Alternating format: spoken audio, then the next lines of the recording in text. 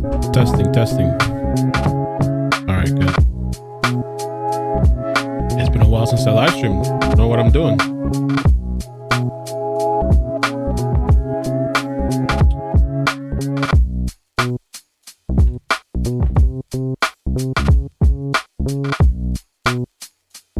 Holy crap, holy crap.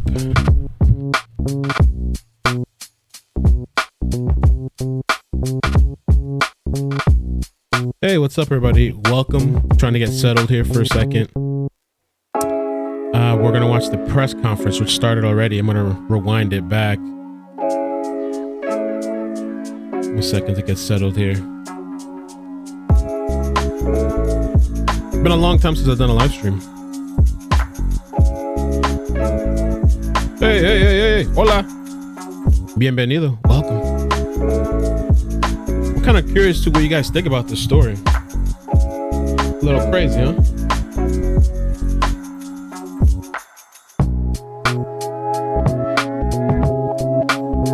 Oh, Lord. YouTube, how's the audio? Everything good? I'm gonna get started in 1 second. Oh, Lord. I just posted a video on Farrah Carter. Let me stop the music. I just posted a video on Farrah Carter. I was working this morning and I was like, let me do this while I wait for something to come up with Gabby Petito. And there's been several little updates that have come up.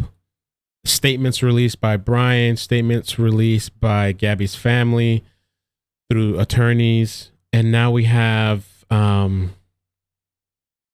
this press conference. So we're going to take a look at this right now. I'm a little discombobulated all over the place.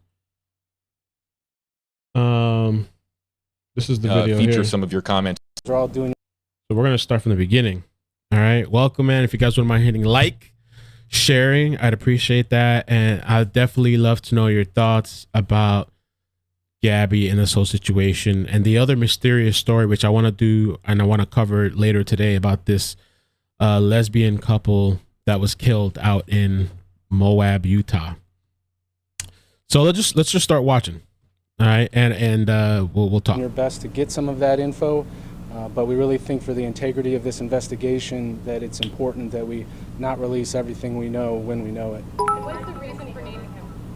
Why did you guys take over his leading? It just made more sense. You know, the family. First of all, the agency in Suffolk County has been fantastic. You know, no issues there. This was just a situation where that happened to be where the family reported Gabby missing, and the fact that the van is here and both of these people that are surrounded in this case are Northport residents, so it just made more sense. We definitely processed that vehicle yesterday with the So they took the vehicle, the van that they were driving in cross country. That was Gabby's vehicle. This guy comes back, and what I read is he came back on September 1st. This was, I think, 10 days before she was reported missing. He comes back with her vehicle and obviously without her. FBI. Certainly, there was some material in there that we'll be going through. I don't know that we're at a situation of releasing all of those details. I think everybody in this country apparently is concerned for Gabby's well-being. We certainly have had an abundance of media attention from across this country, every major news network. I mean, it's not too often we have Thank you, Joe 15, 20 cameras and reporters chat. sitting out in front of the Northport Police Department. So, Thank you, yes, man, the I think the answer is we are concerned, and we're working as quick as we can to get a resolution to that.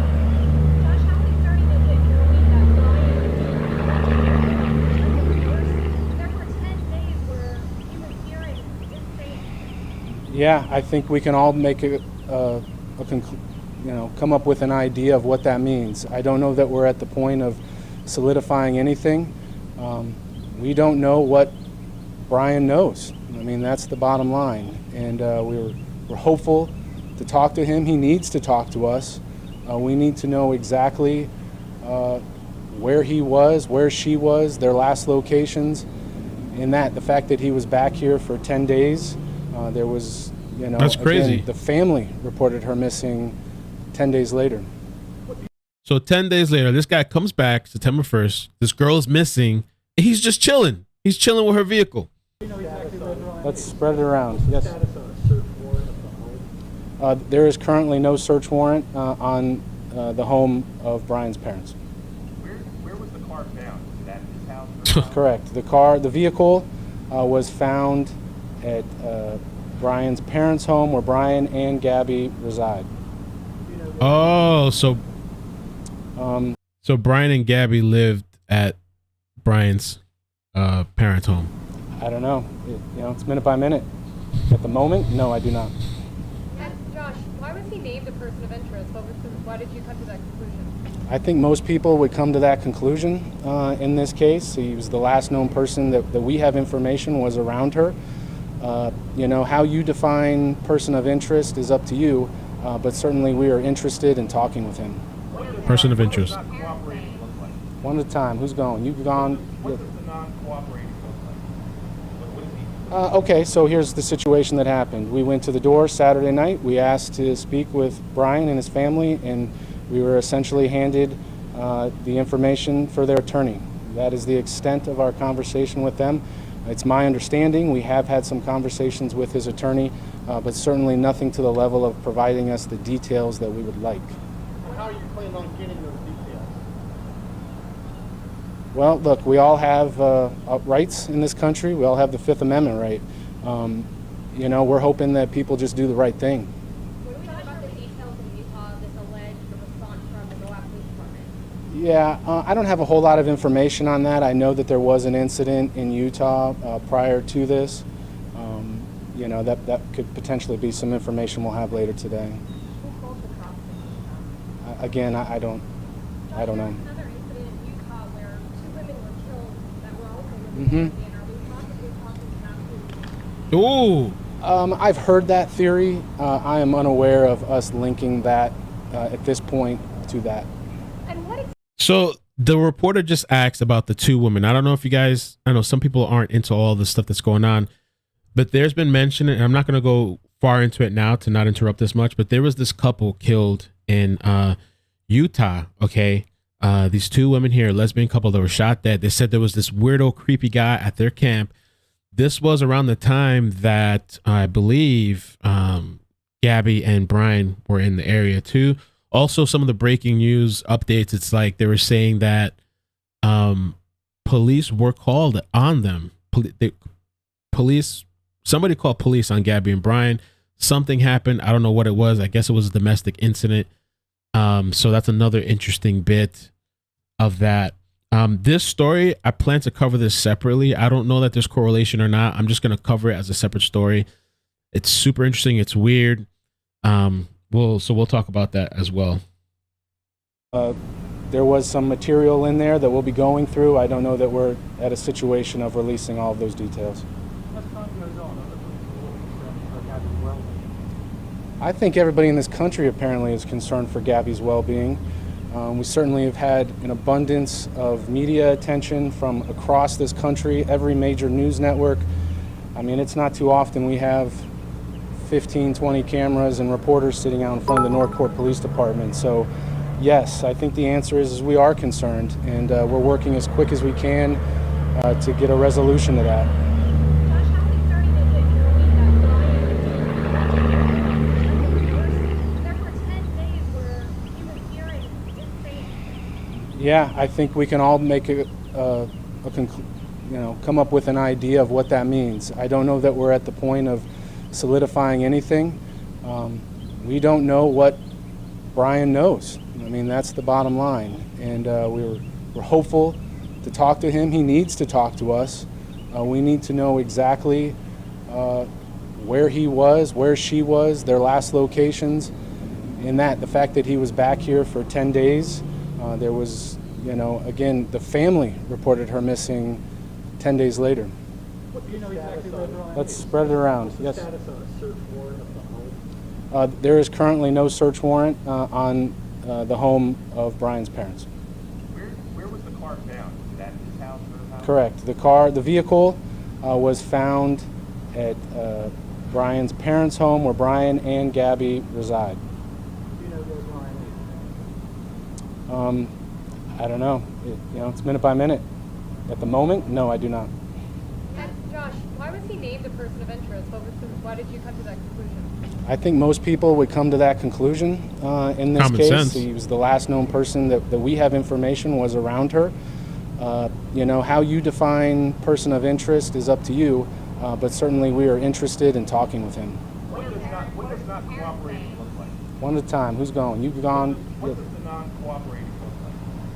What is he? Okay, so here's the situation that happened. We went to the door Saturday night. We asked to speak with Brian and his family, and we were essentially handed the information for their attorney. That is the extent of our conversation with them. It's my understanding we have had some conversations with his attorney, but certainly nothing to the level of providing us the details that we would like. And how are you planning on getting those details? Well, look, we all have rights in this country. We all have the Fifth Amendment. I think right? it started over. My bad. I'm just gonna let it we're play, hoping and that then we'll people talk just after. do the right thing. What do we know about the details in Utah of this alleged response from the MOAB Police Department? Yeah, I don't have a whole lot of information on that. I know that there was an incident in Utah prior to this. You know, that could potentially be some information we'll have later today. Who called the cops? Again, I don't know. There was another incident in Utah where 2 women were killed that were also women. Mhm. Are we possibly talking about who? I've heard that theory. I am unaware of us linking that at this point to that. And what extent of information has the lawyer provided to this officer? I don't have those details. Josh, yesterday you said you guys were sifting through data and trying to find really a timeline. Have you guys been able to find her cell phone? That is something that we are wanting to locate for sure. We've got detectives working around the clock with the FBI, using every technological resource known to man. I don't know if that answered your question, but Neighbor or detectives were going door to door talking to neighbors yesterday. Are you able to share what that was all about? that was because of you guys. The neighbors have certainly been inundated by the media. I think that they have had numerous people knock on their door and drive in their yard, so I respectfully ask you to understand you have a job to do, and we certainly respect that, but obviously people there are being impacted. Josh, what would you say to anybody out there that may have seen Gabby and Brian? What would you say to them if they have information? Sure. Well, we now have this new tip line that we're just want everything to funnel through, so 1-800-CALL-FBI, that's what we're hoping for. That will really help us streamline things. I know in the past we've had some FBI connection and a Suffolk County Police Department connection, but now we're really hoping to use this one particular tip line. The FBI can help us vet. As you can imagine, we get a lot of goofy phone calls and stuff like that that All really the aren't time. helpful, that really send us down some rabbit holes that That's what people do. are It's just sick. a waste of our time. So I really hope that if you have something viable, to reach out to us. Are any of your detectives out west helping, or are they all here? I'm unaware of that. And is there anything your office can do to force him to talk, like such as seeking an arrest warrant, taking him into custody? Are you close to that? I think we're just pleading with him at this point to please speak with us. We need to understand those details. You know, they put out a release yesterday saying they remain in the background. That is not good enough. We need the details. And do you plan to escalate those requests? As far as doing what?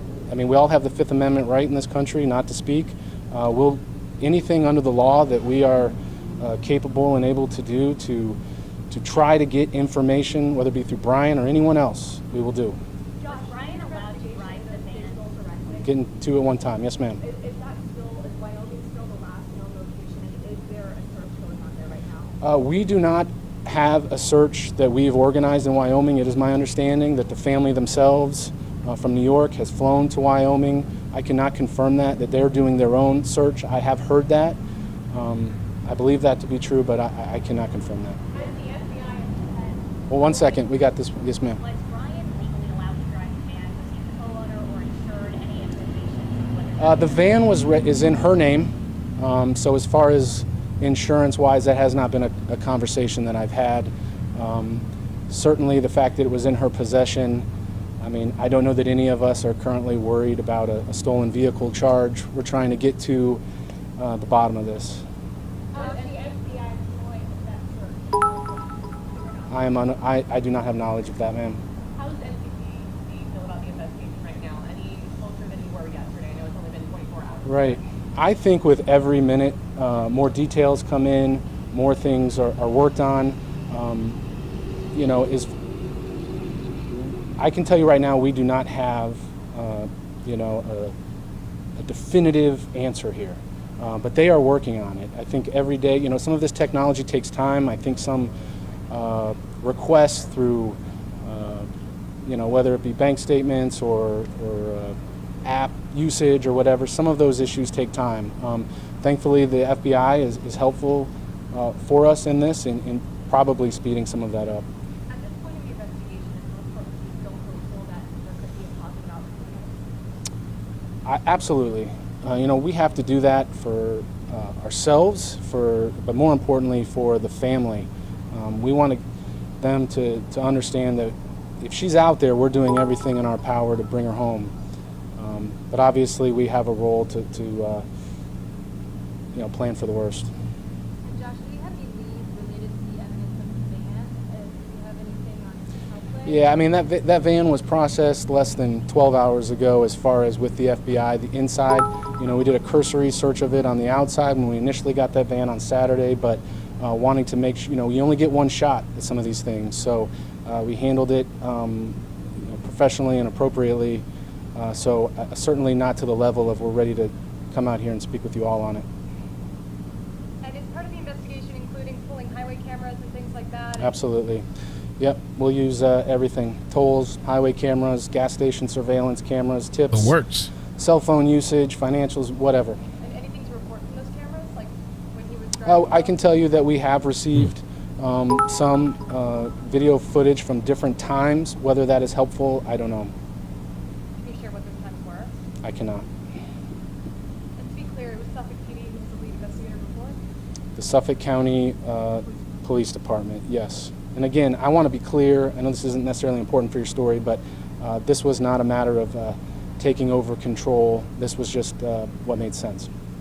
Josh, the Instagram account, Gabby's Instagram account has been restored. Do you have any knowledge what happened? I can tell you that we were initially made aware of that by the media this morning, and we are looking into that. So her Instagram went down. Okay, for those that don't know, this morning I have a bunch of screens on my computer, and I hit refresh. Her Instagram was down, his wasn't down, and I'm like, what the hell is going on? And who's controlling her Instagram? And I get the vibe that, you know, obviously they shared the YouTube account. I feel like they probably shared passwords, and it's kind of interesting and curious. But the page did come back up. That was, to my knowledge, that was not something that we have done. Okay? And his attorney, is he based on Long Island in New York? He is. He is. So no local counsel has been to your Really? knowledge? Correct. We've been provided one name and one phone number. Or any FBI said they didn't do it. in New York? Not to my knowledge. Okay? All right. Thank you, everybody. Breaking news on WFLA Now. Here's JB Buno. An update in the disappearance of Gabby Petito. The missing woman's fiance, Brian Laundrie, has officially been named a person of interest after the couple went on a cross-country road trip together, with Laundrie coming home to Florida and Gabby mysteriously vanishing on the road. Hey there, folks. JB Buno here with you live on WFLA Now. You just heard it there from Northport Police. An update here, and we've got some new nuggets of information here to pass along to you for those of you who... I'm going to let this play for a little bit, some of the updates, and then I'm going to show you the statements. And there was an article that I thought was interesting, too, that spoke about their Spotify account. I think they had like a shared Spotify account, and after she went missing, there was like some songs added, or that were, yeah, I guess added on there after she was, you know, they lost contact with her. So it's kind of interesting. We're going to take a look at that. Again, I'm all scattered because I wasn't expecting to do this now. I was expecting to do a video later. And supposedly, because I saw somebody asking, the last time they heard from her, I believe she called her mother on August 25th. I have a picture map of it here somewhere. quality's not that great, but yeah, let me see.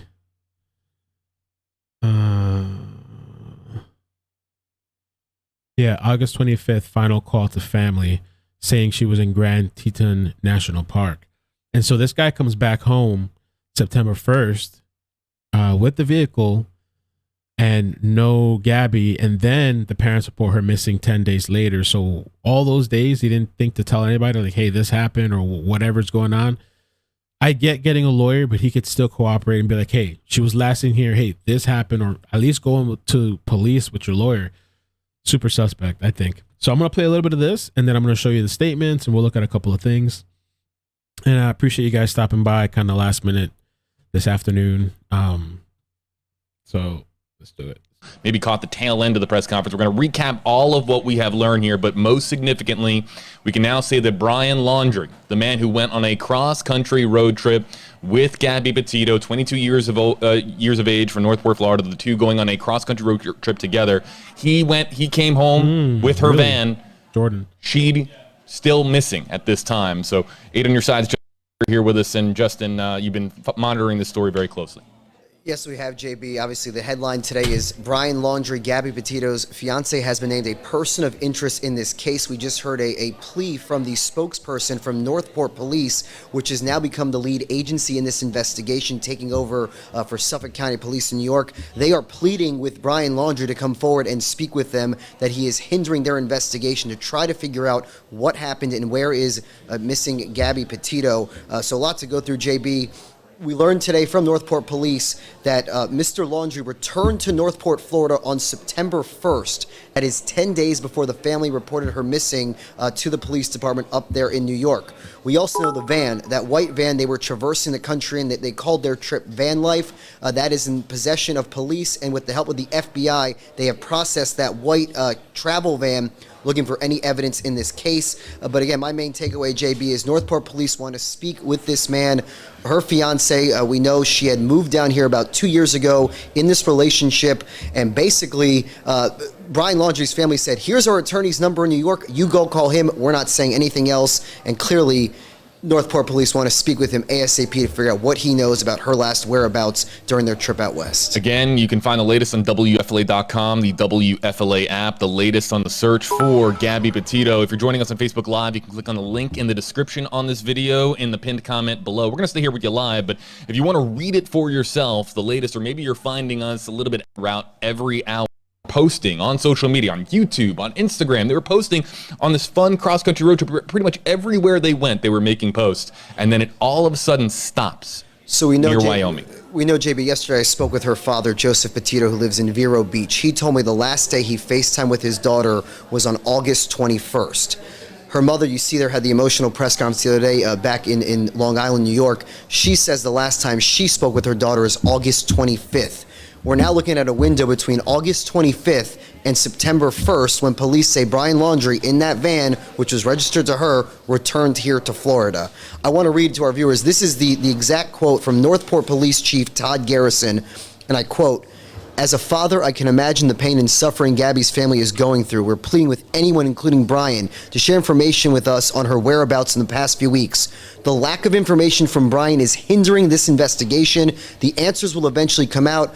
We will help find Gabby. We will help find anyone who may be involved in her disappearance." Again, those are the words of Northport Police Chief Todd Garrison. And again, you just heard the beginning of the stream from his department's spokesperson, Josh Taylor, again saying that this fiance is not cooperating at this point. And we know the family yesterday, JB, put out a strong statement saying he needs to come forward and answer some questions to help the authorities try to track her down. Now, you spoke to the parents. Is that what this clip is that we're about to air? Okay. So let me just set this up. Sure. Yesterday, we got a statement from Brian Laundrie's family basically saying that this is a difficult situation for their family, that they're going to step back and just, basically not cooperate is what the statement basically said.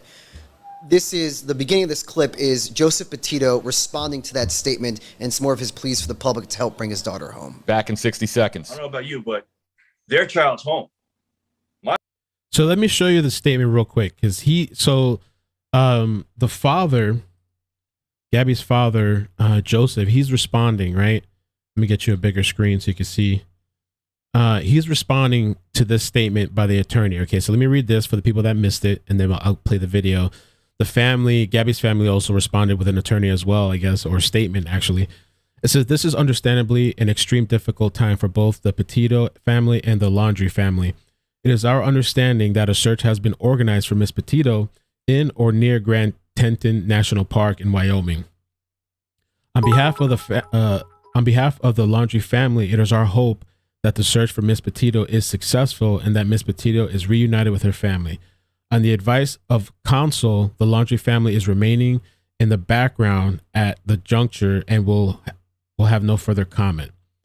So that was the Laundrie family attorney. My child's somewhere in the continental United States.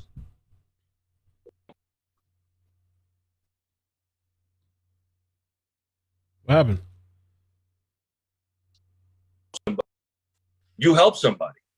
I guess it cut We out. have people across the country helping us, trying to give any tips, anything that they, maybe they saw her. Every viewer that's watching this, look at every picture that you're going to see on this screen. Hey, Watch the video. Let her face burn it into your memory. Your heart is somewhere, and we don't know where it is.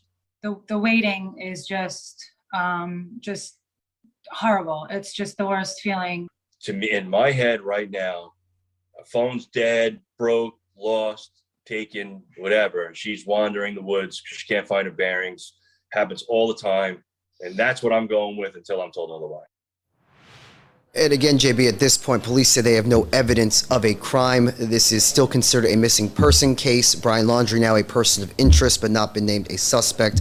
But again, he is the person that detectives in Northport, Florida want to speak with as soon as possible. But again, his family has referred them to their attorney back in New York. One of the questions at the news conference was, has this family retained any counsel here in Florida? The answer is no. They referred them to the attorney back in New York who issued us that statement yesterday. You can use hashtag HeyJB, hashtag HeyJustin. We're going to throw some comments up here on screen. Our WFLA Facebook Live commenters already know, of course, about our hashtag system. So we'll start here with Cliff. And Cliff, 4 words here from Cliff, hashtag HeyJB. Brian is in trouble. Let's go over, and we'll feature more of your questions. If you have a question about the case, or if you have a point that you want to make, again, this is a rapidly evolving situation here on the search for Gabby Petito. You can use, again, hashtag HeyJustin, hashtag HeyJB, and we'll throw your comments up here on screen as we have a conversation here with you. But let's go over the facts of the case here for a second. In July, Gabby Petito and Brian Laundrie, the engaged couple, leave from Long Island in New York in a Ford utility van, a traveler's van, for a fun cross-country road trip. They post on social media every step of the way, and then somewhere in late August, when they reach Grand Teton, the area of Grand Teton National Park in Wyoming, the social media trail of breadcrumbs goes cold. I want to point out David Fassel's comment that just came in, hashtag HeyJB, seen it all over the news in Utah, in Wyoming, online, hitting national news, hoping for answers. And of course, you can share this stream as we try to get the word out here about the story to other areas here, the continental U.S. But back to the facts of the case. Brian returns home in the van that we now know is Gabby's van. This is a van that was in Gabby's name. How crazy is that, right? That they had here leaving from Long Island. Brian returns home. Gabby doesn't, and mysteriously vanishes during this cross-country road trip. The FBI investigators go to Brian to Northport police just to say, well, where's Gabby? What has happened here? Where is your fiance? And Brian's response is, here's the number from my attorney. So the optics here, Justin, the optics are awful for Brian. There are people who have been commenting here on Facebook Live, and I've been reading a lot of the comments, people saying, how is he just now becoming a person of interest? Why was he not a person of interest the moment that he returned home from Florida? But as you just mentioned, the big thing to remember here is that we are not certain that a crime has been committed. It's easy to jump to conclusions. It's easy to assume the worst.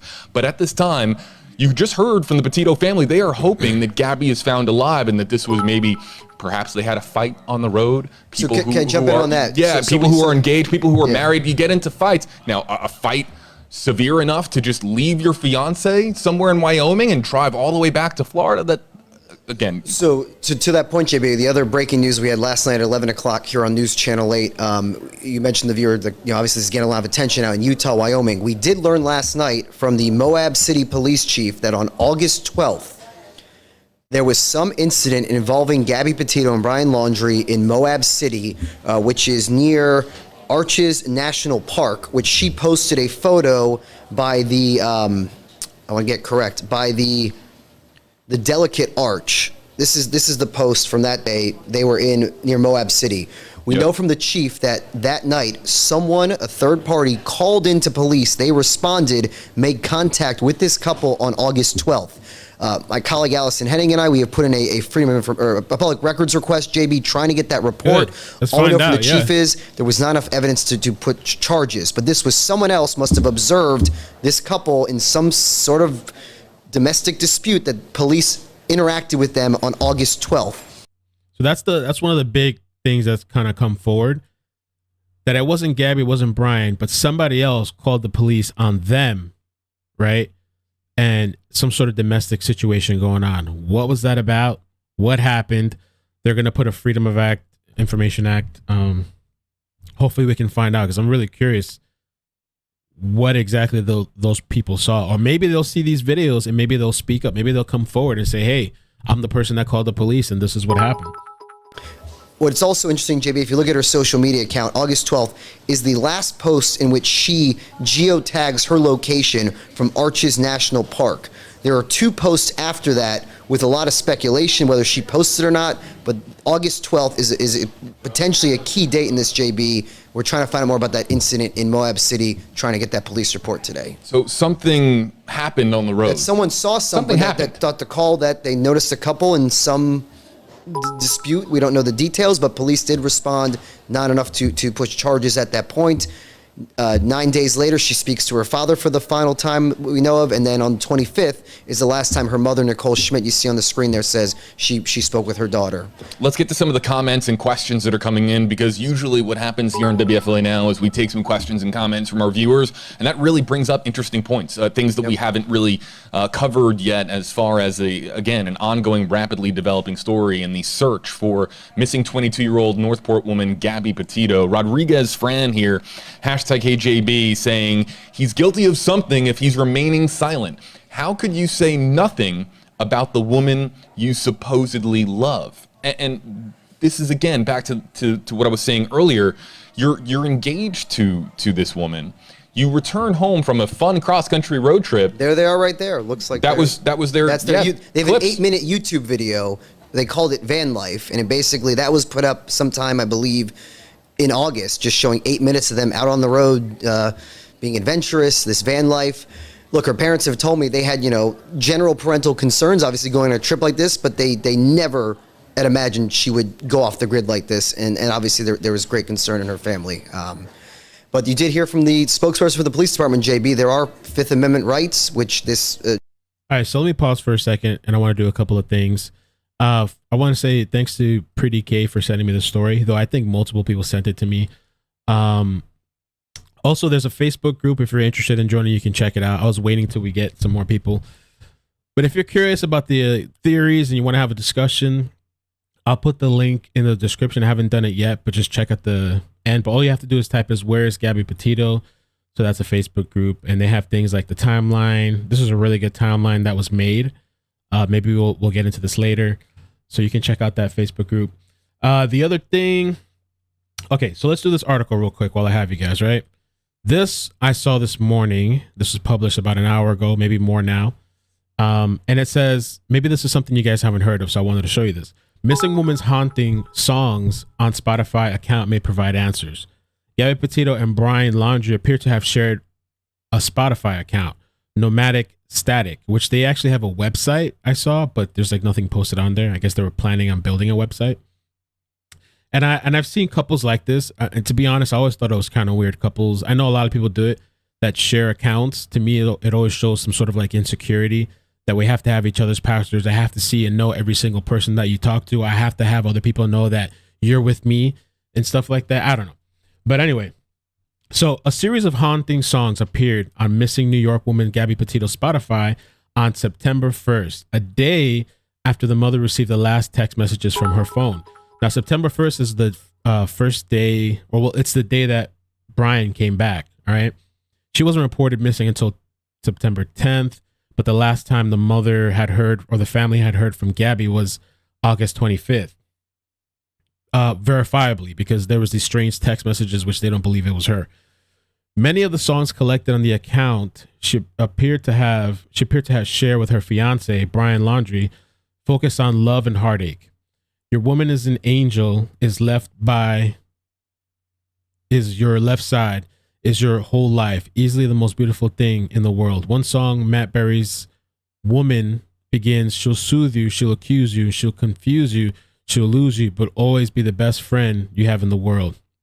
And I don't know, you know what I'm saying, does this have anything to do with anything? But it is interesting, after she's gone, I guess they're saying these songs were added or played or whatever on Spotify. Another song, Take My Hand, maybe some of you guys know these songs, I don't, is about picking up a stranger at a bar. The Badger Wake is about a badger decomposing underground. Okay. So I get a little bit closer. The 4 Berry songs appeared on the Mountaintop playlist on September 1st. A day before that, a new list emerged titled Self-Consumption. So, and this is just the regular information about the story we've been talking about. So I guess like these weird songs were kind of added recently after she was gone to their Spotify. And I'm guessing this guy's listening to all this stuff. You know, I don't know. I mean, clearly he has to know more than he's telling the public. It's just super weird, super bizarre. Let me read you the statement really quick. And then we'll get back to the video. The quality is not great. I'll put it on full screen for you guys. The Schmidt and Petito family are going through the worst moments of their lives. Their beautiful 22-year-old daughter is missing, and the one person that can help find Gabby refuses to help. Brian Laundrie was traveling with Gabby in the Grand Teton, Yellowstone area. They were traveling together in Gabby's 2012 Ford Transit van. That is where we believe Gabby was last seen. Brian is refusing to tell Gabby's family where he last saw her. I mean, that is so crucial. How the hell are you not going to say, well, at least this is the last place. At least you guys have something to go off of to help with the search. Brian is also refusing to explain why he left Gabby all alone. He drove her van to Florida. These are critical questions that require immediate answers. The Schmidt and Petito family begged the Laundrie family to not remain in the background. This is what the Laundrie family said they were going to do, remain in the background, but to help find who Brian referred to as the love of his life, which we saw in that post yesterday. He said, I would die without you till death do us part, the love of my life. And you have nothing to say now. How does Brian stay in the background when he is the one person that knows where Gabby is located? The Schmidt and Petito family implore Brian to come forward and at least tell us if we are looking in the right area. I mean, that's just insane. At least say something. I would say, okay, you're lawyered up. All right. At least go with your lawyers to the police station, go talk, whatever. At least where you guys were last at. They're not getting nothing. So let's check back in on this video. Hopefully we didn't lose our place. What extensive information has the lawyer provided to you? Oh, we did this. This is not it. Here it is. Gentleman's obviously invoking at this point. There is no arrest warrant. He has not been charged with anything. They just want to talk to him and figure out why he came back to Florida, and she has not been found, not been heard from in now almost 2-3 weeks. A lot of questions. Well, let's get to this one here really quickly because there's a lot of comments in our queue, a lot of hashtags. Stephen Bertolino, a New York-based attorney. Stephen Bertolino. Hashtag HeyJB, hashtag HeyJustin comments in our queue here that we're going to get to here in just a second. But I'm seeing a lot of questions, basically this exact one. This one here from Angela Gianna, hashtag HeyJB. Was her phone tracked? And of course, the question is, yes, of course the phone is tracked. And the phone, any phone really these days can be tracked via cell tower triangulation, Wi-Fi connectivity, or GPS location. So the phone, Justin, here is a big center point where Gabby's phone is located. So we know from Northport Police, the main piece of evidence they recovered is the van that was processed yesterday with the help of the FBI. Northport police say they're also in the process of trying to track down these phone records to try to ping any known locations. They're also trying to get bank records, maybe any credit card transactions. That takes a little more time, is what police tell me, to get those records. They're also going through looking at gas station highway surveillance cameras here in Florida and then obviously back west. But again, we now have this more narrow time frame, JB. August 25th is when her mom says she spoke with her last. 6 days later, 6 days later, Brian Laundrie is back here in Florida. That is a 6-day window there. It is about a 35-hour drive from the national parks in Wyoming to get back here. So I think we've narrowed down this 6-day time frame, JB, which obviously investigators are trying to pinpoint what happened in that 6-day window. It's eerie. So there's an update now that was posted an hour ago. So let's pause again. Let's take a look at this, because like this is just revolving, you know. So let's do this. I want to show you guys this and we can read it together. So it says exclusive, and this is by the Daily Mail. No service in Yosemite. Last text message sent by missing van life woman Gabby Petito to her mother suggests she was 800 miles from where she was last spotted. What? But family says it was sent by boyfriend, who is now named a person of interest. So they believe this was Brian sending this. Let's just go through this article. Let me get a little water. So, okay.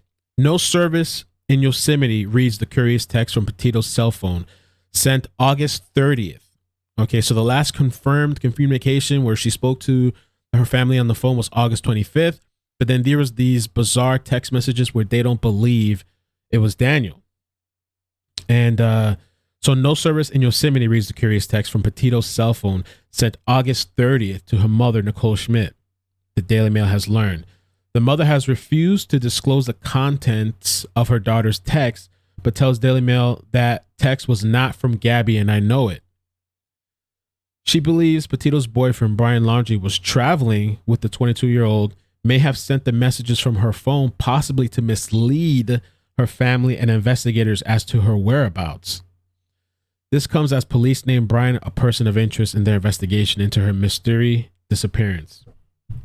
Cops in Northport, Florida said Brian Laundrie is a person of interest in this case. As of now, Brian has not made himself available to be interviewed by investigators or has provided any helpful details. A statement also revealed exactly when Laundrie arrived back in Northport alone from the road trip, as he was the road trip he was taking with Gabby 22. So like I said, with this parts we've already covered. We know that Brian returned to Northport on September 1st, 10 days before Gabby's family reported her missing on September 11th. Oh, and check this out. And the Facebook group that I was talking about had this screenshot. Let's take a look at the, oh, it looks kind of bad. Let's see. Let's get a better view for you guys. All right. So domestic reported 8/12. Brian went to Florida. I believe that says 8/17 to 8/23. If I'm looking at that right, it's kind of hard to see. Left hotel in Salt Lake City, 8/24. In Grand Teton, 8/25. Told a friend through Snapchat, 8/27, that she is heading to Yellowstone. Last text from her phone on 8:30 saying no service in Yosemite. Was it her? Brian went to Florida. Maybe this was wrong at the time. I'm not sure, because we now got the dates of 9 September 1st. Her uncle Mike Schmidt posted this so her uncle posted this handwritten timeline of events. So this time frame here, I believe, is incorrect. Maybe he didn't know at the time, because now it's released. It was September 1st that he came back. Mike Schmidt, the brother of James Schmidt, who is married to Gabby's mother, Nicole. Okay, I'm getting a little confused here. Let me see. Mike Schmidt is the brother of James Schmidt, okay, who is married to Gabby's mother, Nicole. He posted on Facebook the timeline of Gabby's last known whereabouts. Okay. We just saw. Oh, this was the Gabby was last seen August 24th checking out at a hotel with Brian in Salt Lake City, Utah. The manager at the Fairfield Inn was less that helpful, claiming to know nothing about the girl. Less than helpful. Is the map we've been looking at. Okay. So that's an interesting update that we get.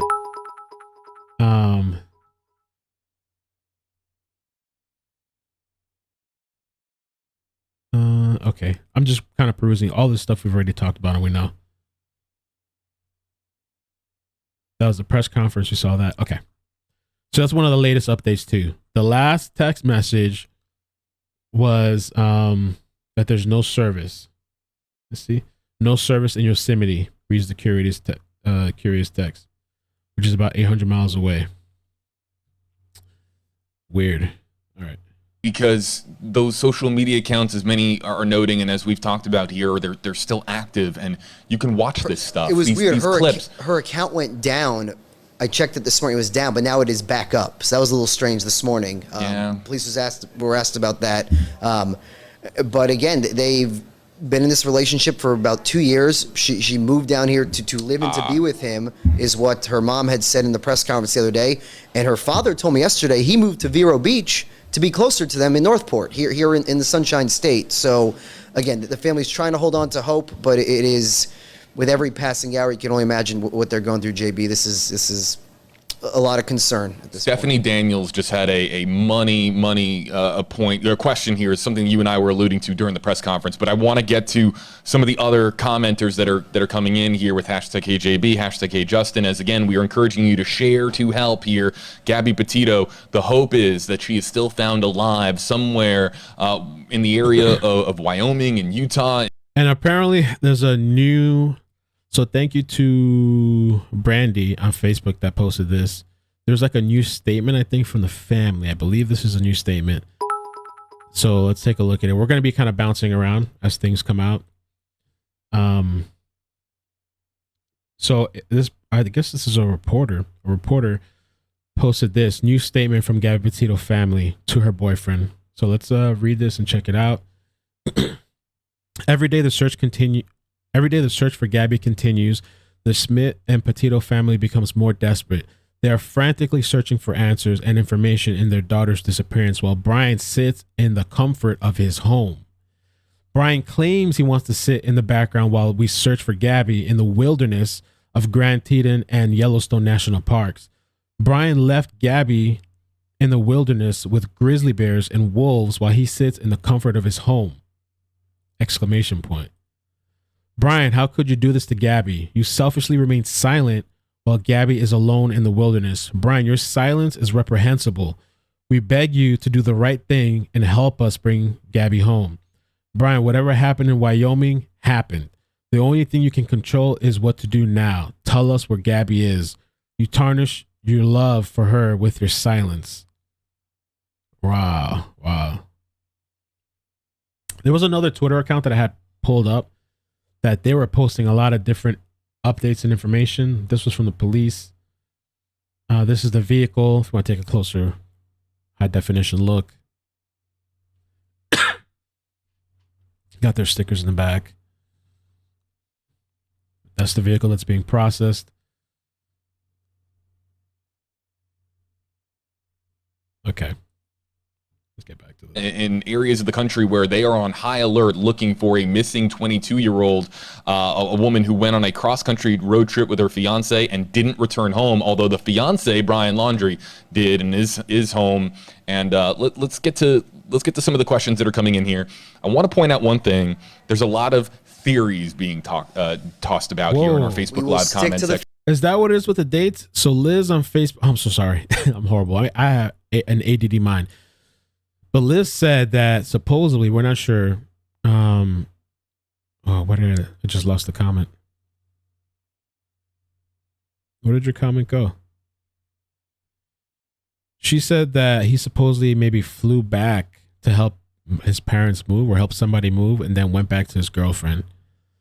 I don't know. We're going to have to look into that later. Look a little further into that. Facts as I always do, my friend. And you know, as much as you can use our hashtags, and that's a way to get our attention here so that we animate your comment on screen, but we're not going to animate a comment where you have a theory and you assume that this is what happened to Gabby. We're going to try to keep things as objective as possible here as we feature. He flew to Florida to help his family move, I believe, then went back to his girlfriend. So we got to find out about that timeline. Maybe it's in the group because they have a very definitive guideline. I'll take a look at the group. Some of your comments and questions, but let's get to this one here from Andrea Schneider, #AJB. Has anyone actually seen Brian? Like, is he for sure at his parents' house? Could they be covering for him like he is home and he's actually on the run? This is a really good question. Has anyone actually had eyes on Brian since he returned home to Northport? And you know, we were live with Allison Henning yesterday, and she was live with us outside the house, and she said all of a sudden, oh, the parents came home, but I don't think that she saw Brian. And I'll text her right now. I can say, Allison. JB, I know the family was seen driving, the parents, excuse me, were seen driving in their red van, leaving the house down there in Northport. To my knowledge, JB, he has not physically been seen by any members of the media. I have not seen any photos of him since he returned. So that is a great question. And again, given the parents basically saying, go talk to the attorney, and that he hasn't spoken, that is a great question from Andrea there about where exactly he is, because police say he got back to Northport on September 1st, but they have not sat down for an interview, and that is a fantastic question, but I don't believe, at least the local media, JB, I track our competitors, I don't think anyone's actually physically seen him in the last few days since we've been covering this. So Allison is our Sarasota County reporter, folks. Of course, Sarasota County, Northport, Florida. That's part of the Tampa Bay area here. And I just shot her a text and just said, hey, you were out there a lot yesterday. Did you see Brian? Whether it's, you know, running out to the grocery store and coming back in with a bag of groceries, or whether he was out, you know, watering his plants. As strange as that might sound, have we actually just seen Brian at the home? And when Allison texted me back, she would be the best person to know, and I'll pass that along here to you. There's just one other detail as we see the mom there, JB. The mom has also alluded to receiving a text message on August 30th from Gabby, but she has her doubts that message was actually from her daughter. Just another part of this narrowing timeline in from the last time she spoke with her, and now we know September 1st is when he got back all the way across country back to Northport. And back to our commenter's earlier point, the phone is really a key piece in this. It's everything. And if they can get the phone, that's going to solve, I think, a lot of where Gabby is. And again, we are still hoping, and the hope is that she is found alive, 22 years old, young, her entire life ahead of her, engaged. If you guys wouldn't mind hitting like, I'd appreciate it, because it helps the algorithm get the video spread out. Wendy said that, so apparently he leaves her in Utah, goes to move their things to a storage. His parents helped him because the lease was up.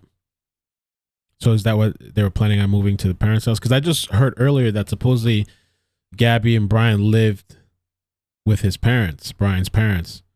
I'm kind of a little confused on that. Engaged to the man that returned home to Florida without her, again, on this cross-country road trip. Let's get to that comment I mentioned earlier from Stephanie Daniels. This is another great comment here. #AJB. Even though he has an attorney, wouldn't charging him for stealing the truck get him in and be able to ask him questions? And we see this all the time, as far as if they don't have the grounds to charge him with something more serious, just bring him in on questioning for a charge connected to the van. Now, the van, again, so the van was from Long Island, and they went on this cross-country road trip together. The van was in Gabby's name. Brian drove it back to Florida, and now it's in the hands of investigators, as I'm sure their forensics unit is tearing it apart. FBI involved in processing that van as well, we learned. Right. So this is a great question. I don't know if we have an answer for this, or maybe this is the next step in this. Later on today, we could be talking very much about how Brian Laundrie is with police and is being questioned. That could be the next phase of where we are. And then, as in seen from other experience covering some of these cases, JB, there's been circumstances where, prime suspects or person of interest are taken in on tampering with evidence type charges, JB. So if they find anything in the van to suggest anything was done. But again, let's be clear at this point. Police say they have no evidence of an actual crime or any actual physical harm being done to this young woman. So that again, we're sticking with the facts here. She has not been seen for several weeks. He got back here, but that could be something, JB, a possible tampering charge. They could possibly, if they have enough to build that case, to hold him on that. So as for the larceny thing, it's a great question. They were obviously in this relationship. He proposed to her. Don't know if he physically coerced the van from her to get it back here, but it is a eye-raising question, JB, how he got this van 35 hours back from Wyoming and she has not been found. Let's reset here for a second. But first, Desiree's comment here, #KJB. Why can they not bring him in for questioning? Time is of the essence. So sad. Again, we think that this is where this is heading. Now that they refer to his Fifth Amendment rights, and apparently he's obviously invoked that at this point. He's not been charged, and it's just, I read you that statement from the police chief. I mean, they are clearly frustrated. The family is frustrated.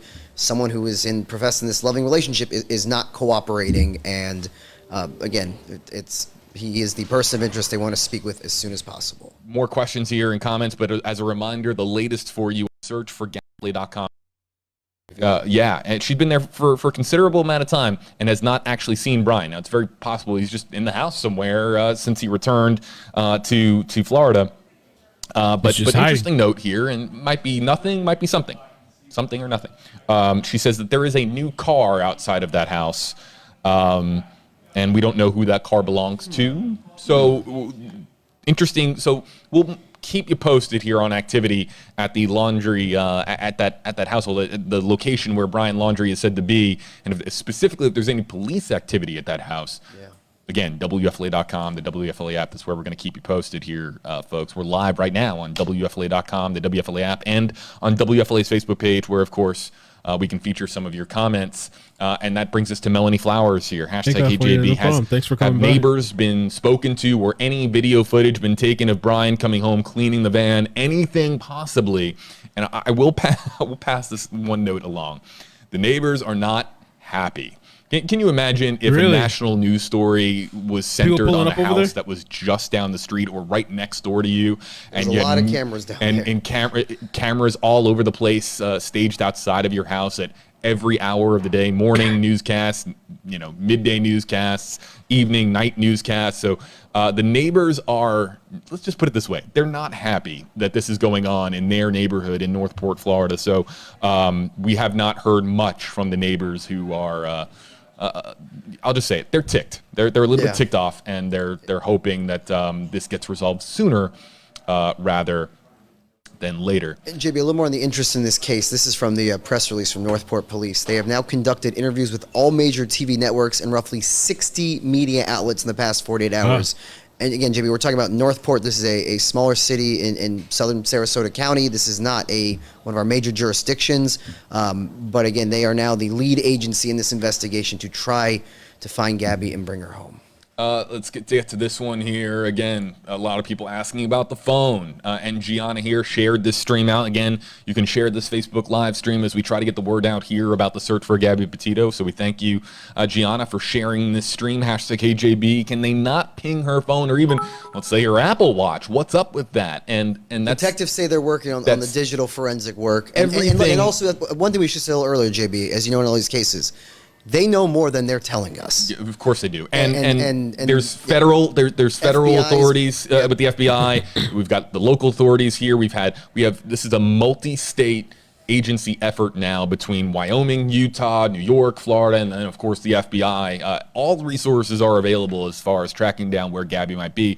And to many of our commenters' points here, time is of the essence, and you would imagine that there's a lot of information that Justin just said. There's a lot of information that they just can't share at these press conferences. The press conference that we just had here at the top of the hour. And one thing we can share, the FBI has set up a national hotline to receive tips. So the number to call, 1-800-CALL-FBI. That is 1-800-22. Let me show you this real quick too. Daniela Hurtado, she's posting updates on this story as well, and so you can see her and follow her on Facebook. But this is kind of interesting too, because a lot of people are asking about the cell phone, and I don't believe they know where it's at. I mean, I don't know if they're able to get a ping. It seemed like the father maybe said that it was turned off. I don't know what the situation with the phone is. It seems like they don't know where it's at. But she posted here, I asked communications director about Gabby Petito's cell phone. North Police communications person says they're looking for it. So I don't think they know where the cell phone is at. The other bit of interesting information that I thought was pretty relevant, Public Information Officer Josh Taylor says they processed the van the couple was traveling in yesterday with the FBI, and they certainty found material there. He says he won't be releasing information now. So what did they find in the van? You know, what material or what kind of stuff did they find in that van? And will that be enough to pull him in for questioning? You know, and like somebody else questioned too, that's not even his vehicle, right? Can they find something to pull him in on if they have nothing with him and Gabby that they can prove or find as evidence? 255324. That is now the primary tip line. Police say they've received hundreds of tips, are now being vetted by multiple agencies. If anyone has seen the van, any information be helpful, please let them know. But again, they said they're going to go back, JB, try to track highway cameras, gas station cameras, and try to map whatever route this man took from out west near Grand Teton National Park. And Jen said this, and a couple other people said this as well. Jen says, I also read he was obsessed with a book, Lullaby, which was about a cross-country road trip and becoming a serial killer. I heard a couple of people say that. Katrina, thank you too for the links and stuff you sent me today. Back here, and again, the window is now closed, JB, that between August 25th and September 1st, we're looking at a week period there, which is obviously the timeline. They need to piece together what happened during those 5-6 days right there. Lori Thompson, you were talking about this earlier, Justin. Maybe you can answer Lori's comment here. Hashtag HeyJB. What was the domestic dispute about in the other state between these two? I'm just going to pull my phone one sec. I'm going to read the exact statement we received last night from. This is from the MOAB City Police Chief. I just want to make sure I read it correctly. So this is from MOAB City Police Chief Brett Edge. Justin, our officers did respond to an incident involving Brian Laundrie and Gabrielle Petito on August 12, 2021. However, neither Brian or Gabrielle were the reporting party. Officers conducted an investigation, determined that insufficient evidence existed to justify criminal charges. So to me, JB, the key piece of information there is someone else saw this couple engaged in some dispute argument that felt enough of a concern to call police. Police responded, did not find enough evidence to charge him. But again, that is August 12th. Like I mentioned before, the last day on her Instagram page in which she has posted something with a geotag having been in the national park near Moab, Utah. So we are trying to get that report. Both Alice and I have requested it through the public records. But again, a great question there. Was it Lori, I think? Lori, great question. That is the limited information we know, that police in Utah made contact with this couple just a few weeks before her family reported her missing. Lori, thanks for your comment, and it's an eerie thought that this domestic dispute allegation came through, shortly before Gabby Petito went missing, and you have to wonder what happened, what exactly. As soon as we have that report, JB, we will be sure to get that on air online. So please stay with WFLA, and again, we got all hands on deck on this, Alice and myself and you. So we will be sure to get any information about that. But it's a lot of moving parts to JB, but again, the headline today, Brian Laundrie, her fiance, now named person of interest in the search for missing Gabby Petito. Let's just throw this out there. This is a last call for your hashtag HeyJB, hashtag HeyJustin comments here if you'd like for us to feature it. And also, too, we're live on a lot of different Facebook pages. So this is another piece. There's just a bunch of different things kind of rolling out from different articles, and so it's a little hard to follow it all, but so from Insider, it says Gabby Petito's mom said she and her fiance had called off their engagement before going on the cross-country trip where she vanished. So we've all seen the post where he's like, on his account, it says, my biggest fear is that one day I'll wake up and it will have all been a dream, because that is what every second has felt like since the moment we found each other. Till death do us part, or until I wake up. I'm so happy, and I'm so happy the answer was yes. Love you, honey. And so this post here, this Insider thing, says that they were supposed to get engaged, but right before the trip, supposedly they called it off. The mother of missing Gabby Petito said her daughter and fiance had called off their engagement. They were excited at first, but then they were like, let's just wait. We're very young. Nicole Schmidt told Daily Mail. And if I can get that article here. Why not just go straight to the source, right?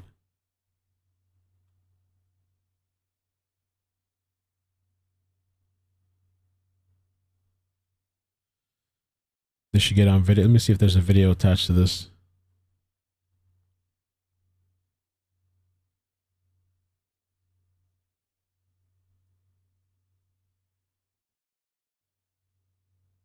I think this is a YouTube video. All right.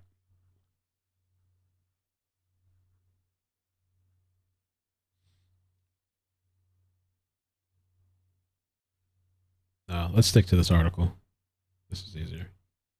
So I think they kind of put that on hold just because they felt it was a little fast. They were excited at first, but then they were like, let's just wait. We're very young. So they were really just boyfriend and girlfriend, mother Nicole Schmidt told Daily Mail of Petito and her Bio Brian Laundrie in the report. Petito and Laundrie had been dating for just over 2 years and got engaged July 2020, according to Petito's Instagram account, which has been since removed. It's kind of interesting. Brian asked me to marry him, and I said yes at Bizarre Design. You make life feel unreal, and every day is such a dream with you, Petito wrote in a now removed post. Schmidt told the Daily Mail they went to high school together. They were friends. They got back in touch and started dating. But now she said she's looking at their relationship in a whole new light after Laundrie returned from their cross-country trip without their daughter. And there's the post we just looked at. So just more and more, you know, bits and pieces that are kind of coming up that are kind of pointing to maybe a whole different story than what was being shown on social media. If you want your comment to be spotlighted, featured here, if you want us to read your it is, and I want to pass this along here. We're live. Okay, it doesn't tell me the exact count, but we're live on a lot of different Facebook pages. And if anybody wants their comment to be spotlighted, just hop over to WFLA's Facebook page, and we'll be able to feature your comment from there. Let's get to this one. Oh, is that where it came from, Wendy? Oriana Bracho, excuse me. Hashtag KJB, is there any way they can track down who is taking her Instagram down and changing captions? It may be him. And so the page is back up. Have captions been changed on the Instagram? And I mean, it's hard to, because there's a lot of posts. Yeah. Because there's no history. I don't believe if somebody changes a caption on an Instagram post, it's not going to show you a breakdown of, you know, the edit history, so to speak, of when it was edited and who it was edited by, like timestamps. But if there's any funny business associated with the Instagram account, that leads you to believe that somebody is accessing it, and you hope it's Gabby. You hope it's Gabby. So what I've said, what jumped out to me, having scrolled through her Instagram page, a great question, Oriana. Again, I referenced this post back on August 12th. She posted. Why don't you show it? Yeah. So she posted 2 pictures from this national park, which is near MOAB, near where the police incident occurred. She geotagged everything, JB. Mesa Arch Canyonlands, Arches National Park, if I keep scrolling back, Mystic Hot Springs. But after August 12th, there are 2 posts on her page, including, this is the last one, this photo here, strings with some Halloween reference in August. And then this post, was weird, this odd picture out the van. Those are the last 2 posts, and there is no geotag location, which caught my attention given I've scrolled through her page, and she would tag every location on this cross-country dream trip that her parents said she'd been so much looking forward to. So as for what exactly in the account, we don't know, but to me... That is a good observation he made. So these posts, which some people believe weren't really her, this was weird because she said Happy Halloween. Okay, this is in August. This Happy Halloween picture. No geotag, right? And then this van picture, well, let me read the caption. It just says Happy Halloween. This one says, almost immediately after telling Bizarre Design how happy it made me to see that people were truly respectful of the park. I watched some guy leave his processed prepackaged plastic conglomerate of lunch garbage on the picnic table. But this one wasn't geotagged either. So that's interesting because it seems like with all the other posts, she was tagging all her locations where she was going the entire trip. That's what it looks like. They're all tagged. So it's kind of like how that thing that Nancy Grace was saying, the behavioral whatever. What jumps out is there is no geotags on those last two posts after the 12th. Let's get to Ann Axon's Thank you for the comment like. here. Appreciate Hashtag HJB. Do you know for sure that he is lawyered up? Absolutely. Oh, we know. You want? I can pull the statement from yes. You give me a second. I'll read because this you heard earlier in the stream how upset the father was. But let me just pull up for you guys. You would have an easier time getting through the Tampa Bay Buccaneers offensive line, quite frankly, because every attempt that anyone, even the FBI, cannot get through to Brian Laundrie. So members of the media can't get through to Brian Laundrie because of the attorney. This is the statement from the counsel for the Laundrie family was sent out to reporters yesterday, September 14th. Quote, "This is understandably an extremely difficult time for both the Petito family and the Laundrie family. It is our understanding a search has been organized for Miss Petito in or near Grand Teton National Park in Wyoming. On behalf of the Laundrie family is our hope the search for Miss Petito is successful, that Miss Petito is reunited with her family. On the advice of counsel, the Laundrie family is remaining in the background at this juncture, will have no further comment." So this was yesterday before Northport Police named him a person of interest. I read the statement before from the chief, JB. They want to speak with him. He is not charged with anything, but they want to talk to him. And the Petito and Schmidt family, her mom's family, they are not happy that he is not cooperating. And again, we played that soundbite earlier where her father said, look, their child's home. My daughter could be anywhere in the continental U.S. right now. It is not as equally hard for them as it is for Gabby's family. But again, wanted to make sure we share that statement from attorney Stephen Bertolino out of New York for the family of Brian Laundrie. So let's paint this picture here one more time. The Petito family can't get a hold of Brian Laundrie. The Petito parents can't get a hold of what they believe to be their future son-in-law. The FBI can't. Northport Police can't. Members of the media can't. So no one knows what happened, and no one knows Brian Laundrie's story at this stage in the game. And that's going to have to change. It's going to have to change soon. Pamela's question here, what is his lawyer saying? We just had that. Yep. Nick Roy, hashtag HeyJB. This is the big question. Hashtag HeyJustin, excuse me. If he doesn't come forward, can they issue an arrest warrant to force him into questioning? And So I touch on seen other cases of missing persons that I've seen before where a tampering with evidence charge could come before other charges. So there's that question. There was a question about whether the larceny with it being her van, him being in it, but again, they'd have to prove that he coerced it from her. So a great question, Nick. We will be following this, and as I've seen in other missing persons cases, police may pull in their person of interest on tampering charges that could lead to maybe more cooperation interviewing. So they said they found some sort of material. They're not going to say what in the van. So, I mean, maybe if whatever's processed in that van, maybe that'll give them what they need to bring him in. I mean, of course, he's going to have his attorney. I just think this would look so much better for him if at least I get getting an attorney, but at least go in there and talk with police or something. He's not even doing that. He could do it with his lawyer. He could at least have that label of, yeah, he's talking with police or something. He's not even doing that. So that is a great question. And this brings us to Amy Marie's comment here, hashtag HeyJustin, hashtag HeyJB. Since the vehicle isn't registered to him, can he be charged for theft to stop at least or get him detained? Yes, it wasn't reported stolen, but the drive across country without the owner should suffice. You would think. Yeah. And this is a key question, Amy, and I think we're going to find out the answer to this. Reach out to my legal sources on this and try to. That's a great question.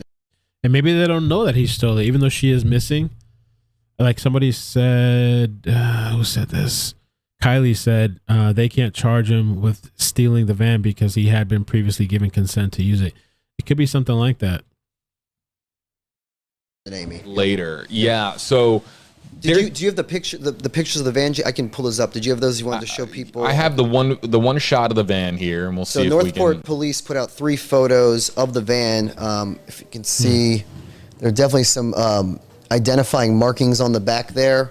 Here, I'll pause this here. There it is. Pull up full screen. Yep. Oh no, so that's a picture from our Instagram. This is the new photo they shared of the van. Okay, in their custody. I didn't know that was a photo you meant. And then you can see on the back they had very identifying national park stickers. Again, these are photos courtesy of Northport Police showing the identifying markers on the van.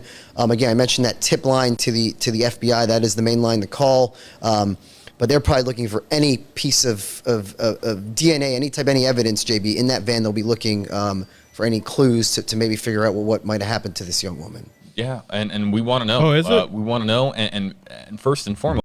Beal said the photo with the pumpkin was taken outside of Monarch in Ogden. It's on the way to Grand Teton.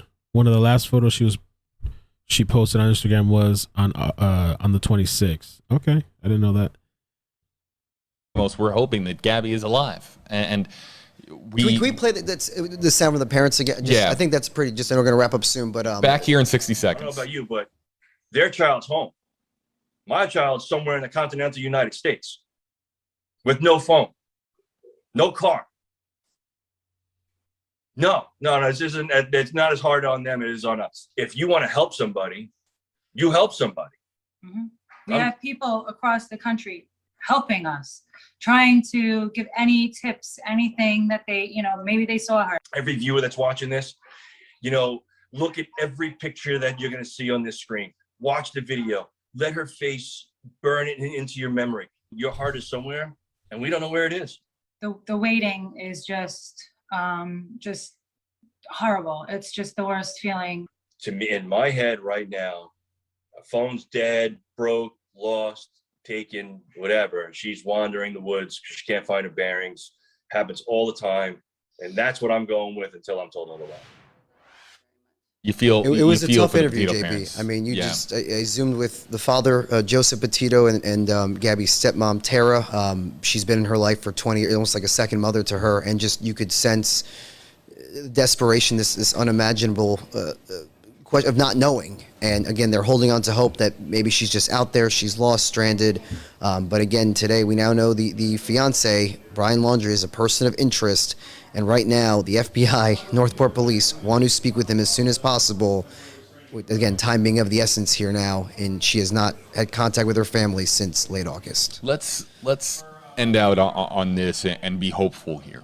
And be hopeful. I think that we live in a world where we're constantly surrounded by the very worst of stories. And a lot of it comes down to news. A lot of it comes down to other forms of media, the movies and TV shows that we watch, that when somebody goes missing, it's easy to assume the worst. We follow, I don't know about our viewer, but a lot of people out there follow, the true crime documentaries on Netflix and all, the Sons of Sam this or true crime documentary that on HBO or Hulu. And we're constantly surrounded by these horrific stories that happen. And while it's easy to allow this form of engineering here to permeate us and us to immediately assume the worst when something like this happens, let's also just try and take a glass half full type of approach here. And we just hope, like the Petito parents here, we are hoping that. So that's that. Let me see if there's any other updates from this Daniela Hurtado.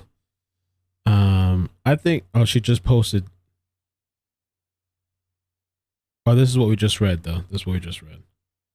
Yeah. This was the new family statement that was put out, the Petito family. We just read that. This is the press conference. They had a 10-minute, it was about 10 minutes press conference. We watched that. See the Northport Police. The press conference. Let me see how the audio is. That we're trying not to release. I know you guys are all doing your best to get some of that info, but we really think for the integrity of this investigation that it's important that we not release everything we know when we know it. And what's the reason for naming him?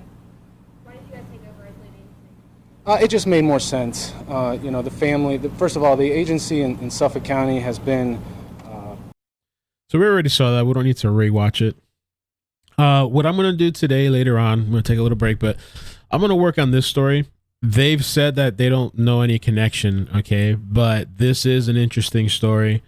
This is a story from Utah, and I believe Gabby and Brian were in that area or in Utah around the same time. I'll read you a little bit of this, but I'm going to sit down a little bit later after lunch and kind of pull up several articles and see. But there was this couple, like a lesbian couple, that were shot and killed. Their names were Kylan Schlutt, 24, and Crystal Turner. If anybody has any interesting information about these women, send me email me, send me a link. I'm going to look myself as well. But they were discovered August 18th near a campsite in La Salle Mountains by a friend who went searching for them after they failed to return home from their trip. A 4-day search had been underway to track down the couple who lived in MOAB and had been married for just 4 months after they went missing on August 14th. I feel like I want to look up the map. Okay. The map is really bad in quality. They were in MOAB. Let me see if I can pull up the map for you guys, because people are talking about it. Let's see. I'll pull up the map for you guys so we can kind of look at it together.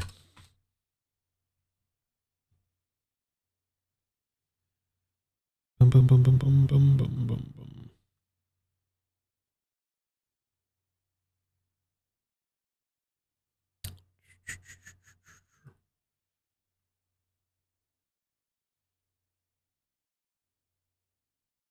There it is. Still looks bad on this website. So it is interesting. I see why people are talking about it, because let me just take myself off so you guys can see.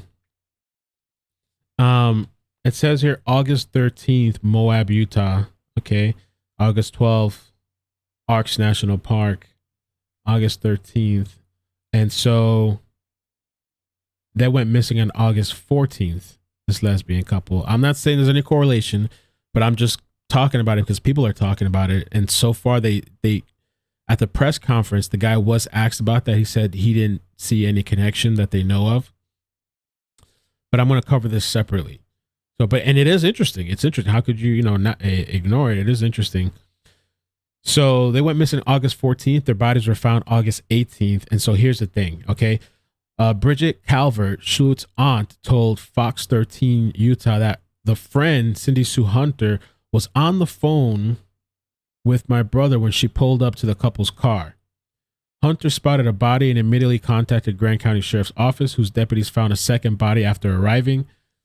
The Sheriff's Office Captain Sean Hackwell told Fox 13 that the couple's deaths are being investigated as homicides. No suspects identified yet. And this is just so weird. Hackwell said there was nothing to indicate that the public was in danger, adding the evidence that we gathered at this time. That's what it's led us to believe. I mean, I don't know how you would consider not a public danger if there's some killer on the loose. I mean, unless they believe this was personal. The weird thing about this, right? She said that Schlutt and Turner had repeatedly told friends about a creepy guy near their campsite in the days before they died. How often do we talk about on this channel about these weirdos everywhere? Some of them just stand out. I've had my incident at the Target, and there's just multiple stories that we've covered on the channel. Friday evening, they were with friends and told them that there was a creepy guy at their campsite. This guy just creeped us out. Might have to move, Calvert said. Saturday, they told their friends, there's been this creepy guy at our campsite. Creepy guy at our site. We're definitely moving campsites today. In the hours before their bodies were discovered, Schlutt's father, Jean-Paul Schlutt, posted on Facebook that his daughter and her wife told close friends that there was a weirdo camping near them and that was freaking them out, and that they should move campsites. They had been missing now for over 4 days. So this is kind of just a weird. I'm going to see if I can pull up the affidavit and we can look up more in depth. A lot of people are talking about this on the internet, and so much so, it's not crazy to ask because even the reporters were asking, right? So much so that the reporters were asking. So far they're saying they don't know of any connection. I really, really want to know about this phone call for a domestic issue that was placed. Let me see if I can pull up one more thing too before we end off. Let me see if there's anything else, and then we'll call it. Maybe I'll just check out some of the comments before we get out of here. And I'm sure there's probably going to be an update later. Probably as soon as I end this live stream, something's going to pop up, I bet. But let's see. And I'm sure this guy, Brian's probably got to be feeling the pressure, man. I mean, I guess he's hiding out in his parents' house. He's got to be feeling the pressure.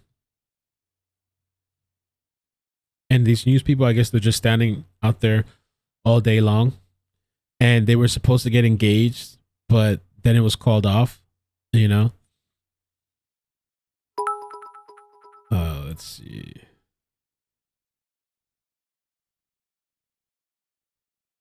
Okay, so this was sent to me by the group. I can't find this article right now, and I don't want to search too much for it. But this is the Facebook group. The whole thing with Brian leaving and going back. It says here,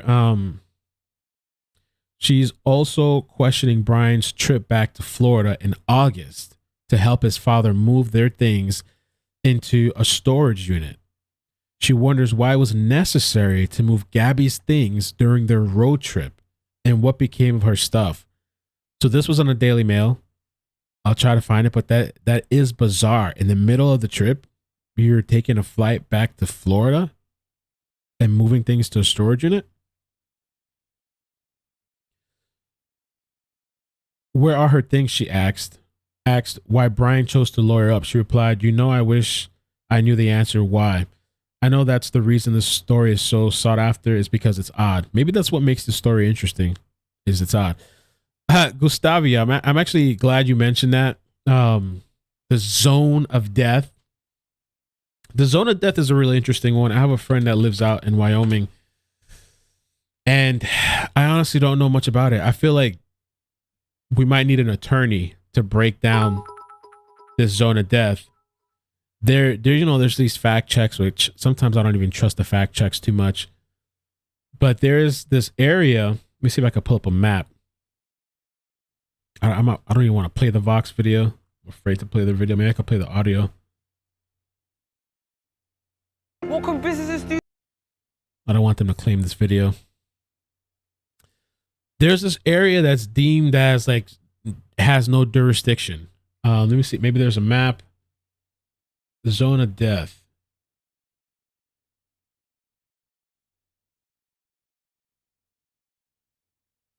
And it's like between Idaho and, well, let me get you a bigger picture if I can.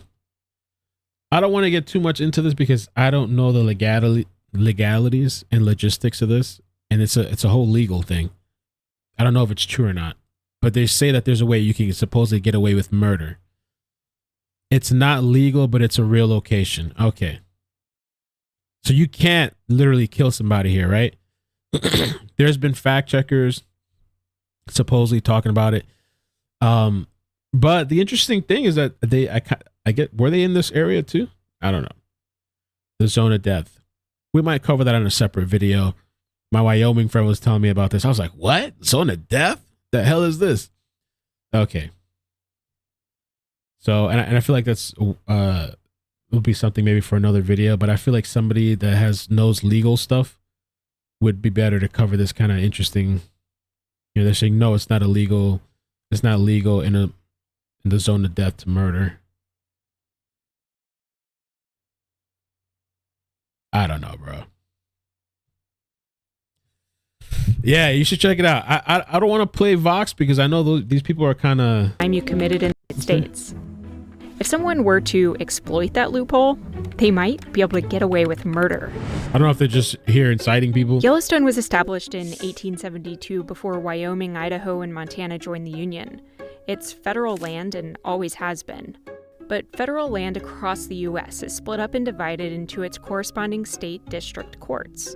Except for Yellowstone. And this is where the loophole begins. law professor Brian C. Kalt points out in his 2005 paper, The Perfect Crime, that Yellowstone National Park was assigned fully to Wyoming's district court, even though small portions fall into Montana and Idaho. So, unlike every other district, the District of Wyoming includes land in other states. So, Kalt asks the question, what happens if you are caught for a crime you committed in that 50 square mile Idaho Yeah, it's 50 miles. region of the park? The first thing law enforcement would do is bring you to Cheyenne, the hub of the District Court of Wyoming, because the crime technically happened within Wyoming's jurisdiction.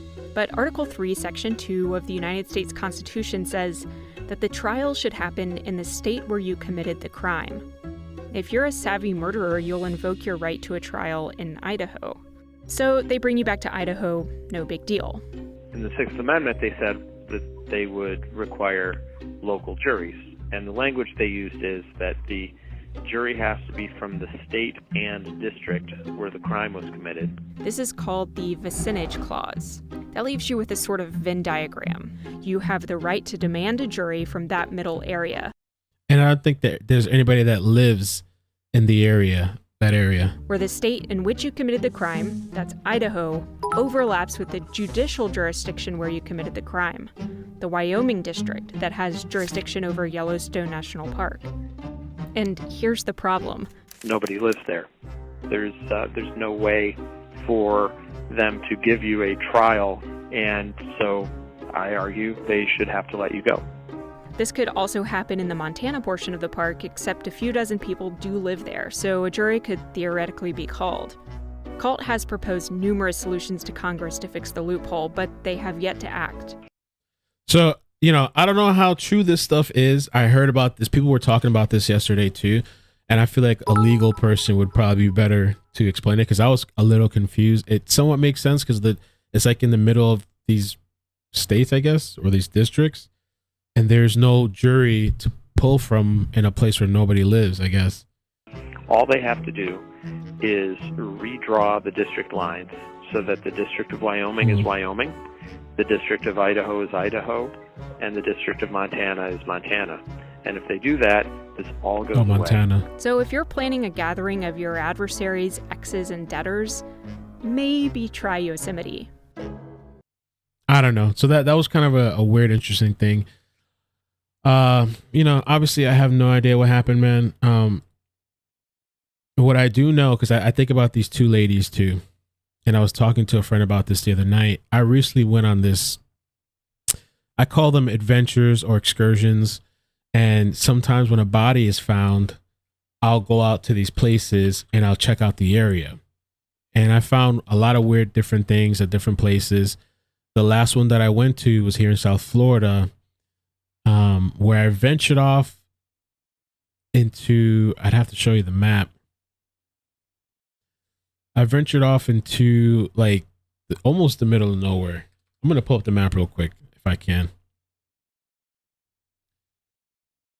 And when I got there, see if I can pull up the map, Google Maps.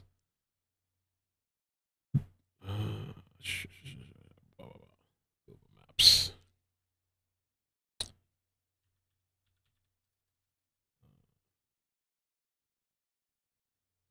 Florida.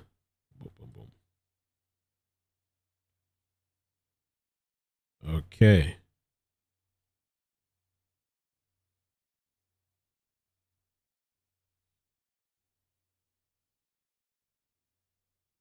That's Westlake Park. Okay. Let's see where I'm at. Okay. This is creepy. So let me show you this real quick on the map. And the only point I'm bringing up and what I'm talking about is that there is creepy ass people in some of these areas, these places you'd never expect. So there was a body found right here by this bridge, like this area here. So I checked out this area. I saw some cops, and then I went up here and I went along this path, the path of the canal where the body was found. The first time I went, I encountered a guy that it was so bizarre because he parked his car across this way and he took a boat and he drove his boat over to this side. I don't know if this guy was getting high. He didn't seem like homeless to me, but he was laying in like rubble. It's all in a video that I did. And I spoke with him for a little bit, and I was like, yo, you know, there's a body found right here down the canal. He's like, oh, really? Oh, man. The guy was so suspect. It was kind of weird. He gets all his things, packs his shit. He's like, yo, I'm getting out of here. And he gets on his boat and he goes back across to his car.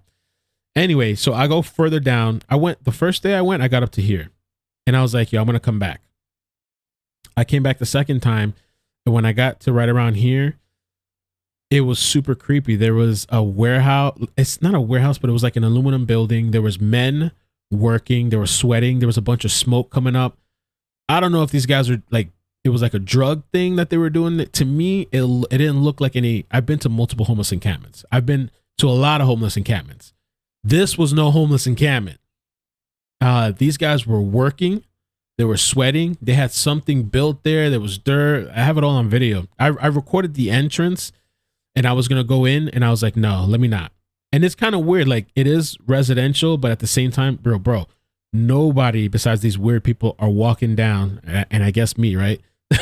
Walking down into this areas. And when I was here, I was thinking like, damn, yo, I'm thinking about, and I said this on video. I was like, when I went there, I was concerned about animals. I was thinking like snakes, spiders. And I thought about panthers, and I jokingly said, panthers are up North Florida. They're not down here in South Florida.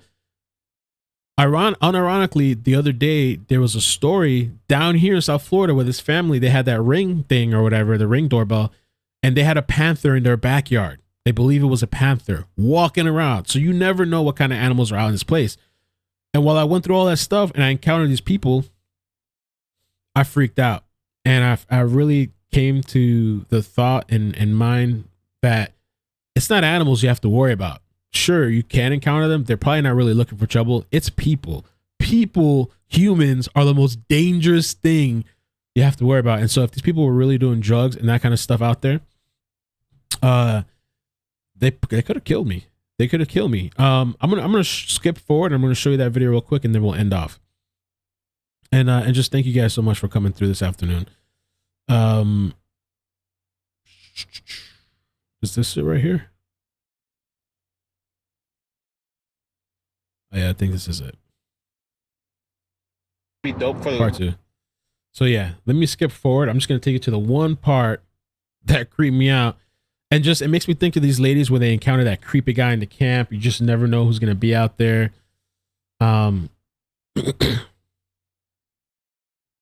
Skip this ad. Skip my own ad.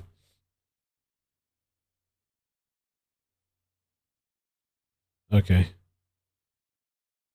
So I'm not going to make you guys watch the whole thing.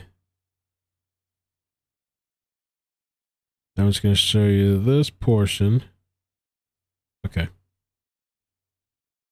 See, look. The water. And it was weird too, is that right to where the area I was going to, the water was all dirty. It had like this cloudy white look to it. There was a bunch of paint buckets. It looks like chemicals and stuff. Dirty water. May not even be able to cross. Serafina, hey, hope you're doing good. You can smell the water too. I want to go to the Everglades.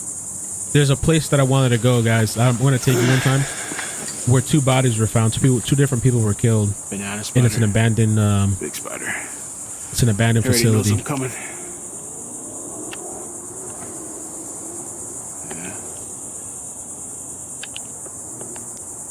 Oh, it's kind of hard to focus on them. Let's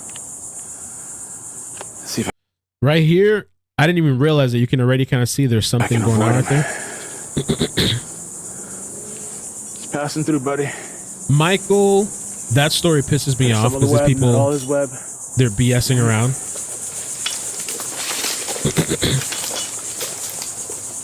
They haven't given any real updates on Michael Vaughn, I think. Looks like an encampment or something. Or paint or something else.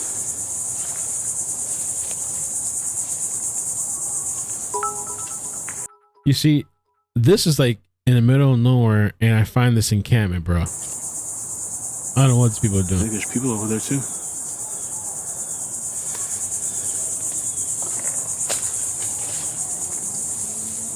Orrin and Orson still missing, man. This is my video. See what's up here though. Maybe I'll talk to these people. I don't know if hopefully they're not doing anything illegal. What I'm gonna do is I did send my GPS location to a friend. That's where I'm at. So I started going to the right instead of going to the left. And this is where I'm not sure what it is, a homeless encampment or realize I'm in the middle of nowhere, kind of, you know? So for people to be out here doing stuff, I don't know. I'm gonna get closer to find out.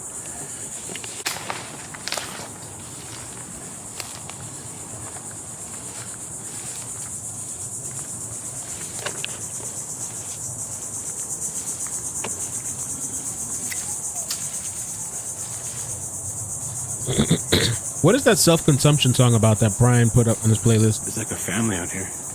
Hello? I came into an encampment out here. There's like people living out here. I don't know if I should approach them or just leave. So there's like a bunch of smoke. There's all these crates. This kind of freaked me out, this tarp on the ground. It was just like the shape of a body, but it was creepy as hell. I don't know. And there's people working there. Yeah, no, let me leave. So anyway, yeah. You can check out that video sometime. Body found in Canal, Hollywood, Florida. Just super creepy, but you just never know what you're gonna encounter when you're going out to play. I can only imagine this was nothing compared to what these people, the journey they were taking, Gabby and Brian.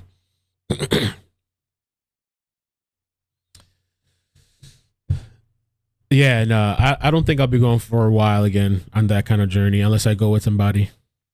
Even then, it was just I dipped out. I was freaked out. But I guess that's it, man. Let me do another quick check. I don't think there's any other updates. I don't think it's looking good for somebody that used to contact and speak with their mother at least 3 times a week on video chat that she hasn't contacted her since. And hopefully maybe they'll find something from the van that they can bring him in on. They need to find something to bring him in on. And even then, he's already lowered up.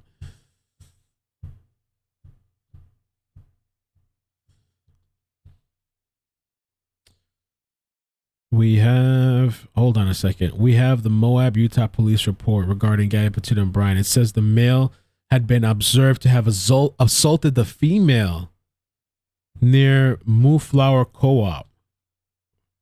Just posted 4 minutes ago. Let me show you guys this.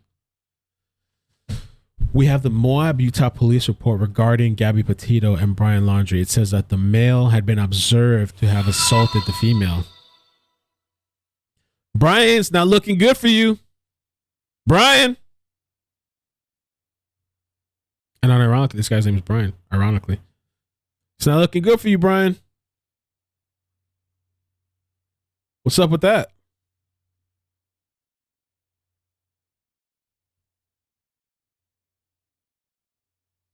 And where is Mooflower Co-op? I pull it up on a map. I knew something told me to wait a little bit just to Mooflower Co-op.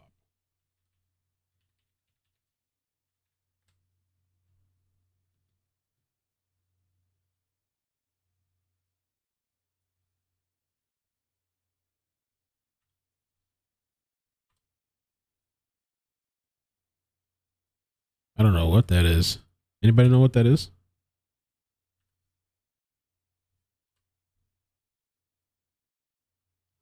No idea.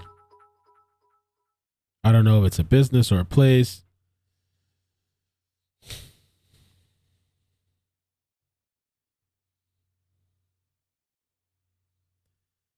That's interesting, man. Things are going to keep coming out. It's going to be revealing itself. The truth is going to come out. And so, Brian, it's not looking good, bro. It says the male had been observed to have assaulted the female. I wonder why they would keep that, though. Like, they knew. Why would they keep that information? Why would it take all this time to just release that? Oh, it's a, if you throw a spoon at the wall, it's all oh, it's a hippie food store. Oh, okay. Moonflower Co-op. Oh, they put Moonflower, but it's Moonflower. Oh, I see. I see. Okay. Okay. Thank you, guys. So it's like a store or something. It's a Moonflower Community Cooperative. The hell is that? Let's check it out. So I guess they were at a place of business and somebody saw allegedly him putting hands on her. Yeah, it's like a store. It looked like a healthy store, I guess. Yeah, holistic healthcare. Oh, I don't know. Yeah, it looks like one of those healthy stores. And so that's interesting. Oh, thank you, Sydney. Yep.